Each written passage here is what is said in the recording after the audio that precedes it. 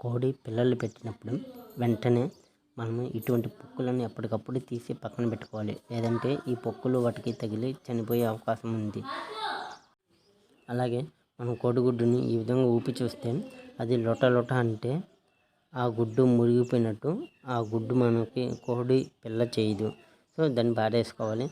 అలాగే గట్టిగా కానీ ఉన్నట్లయితే ఆ గుడ్డుని అందులో పిల్ల ఉన్నట్టు ఏదైనా కోడి కింద తీసుకుంటే మనకి పిల్ల వస్తుంది అందులో నుంచి. ఇలాంటి మరిన్ని వీడియోస్ కోసం మన ఛానల్ని సబ్స్క్రైబ్ చేయండి, లైక్ చేయండి, కామెంట్ చేయండి.